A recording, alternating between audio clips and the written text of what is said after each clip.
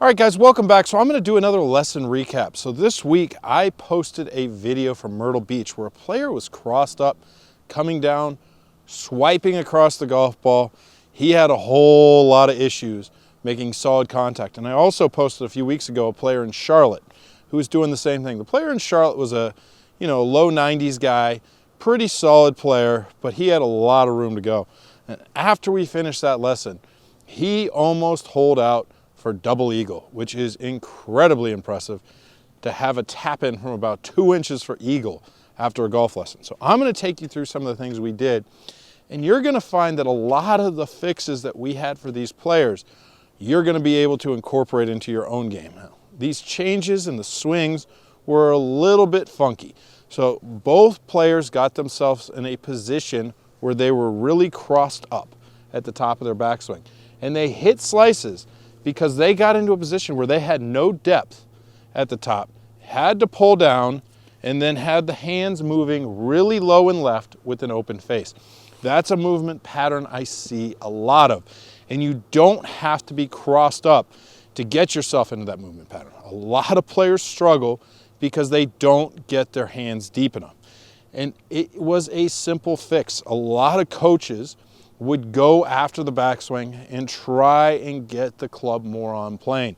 But if you have been swinging from a crossed up position for 20, 30 years of your life and have always been there, I think it's easier to just start adding more depth of the hands at the top of the backswing. So I'm going to show you what we did with both of these players.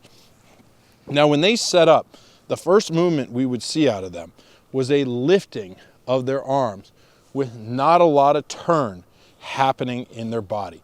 Both players were the same, and then they'd crank it from here to try and turn. Now, one of the players didn't get any turn up to the top, and the other player had a decent amount, but the hands were still trapped in front of their body going back. So the first key improvement that I did with both of these players started in the initial part of their backswing. So from here, I wanted them to feel as though their chest was really cranking. So if you notice the hands here, they are getting deep early. Now, for a crossed up player, I don't have concerns about the hands moving a little bit too far inside. If a player was sitting here and rolling their hands behind them, they are definitely going to get into a position where they most likely stand the club up and start throwing it over the top. Hey guys, if you're interested in seeing what I can do with your golf swing, this is your opportunity. Check down below, see all the dates of my golf schools. Send me an email. Let's get you signed up. So if the club head is far outside the hands, that's not really a big concern for me. So we got that chest cranking.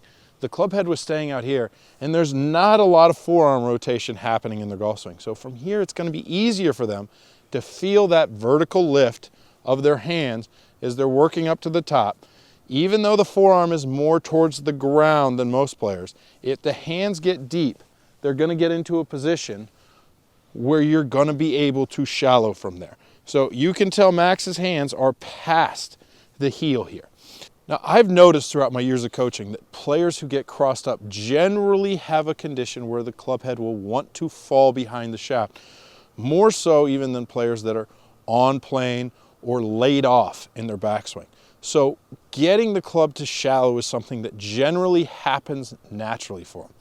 What we needed to do with both of these players was get them to feel as though their chest stayed farther back. So a drill I did with them is I would have them go up to the top and make sure they froze at the top and feel that the arms and the chest would work down towards the golf ball at the same time. That allowed the club to fall even more behind them, and they were able to use their chest to get it back out in front. Now, if you watched both of those videos, you know both of those players went from being a fade to slice biased player into becoming a draw biased player. So that is a major change. A lot of players like to see that draw, and a lot of players find it's easier to play.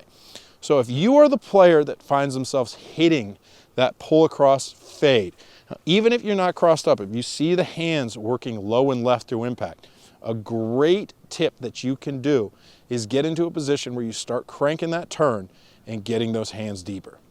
I hope you guys enjoyed this video, and I hope to see you next week. Hey guys, if you enjoyed that video, please like, comment, and subscribe. I greatly appreciate every single one of you. I come out with new content every Saturday, Sunday, and Wednesday. Thanks a lot, you guys.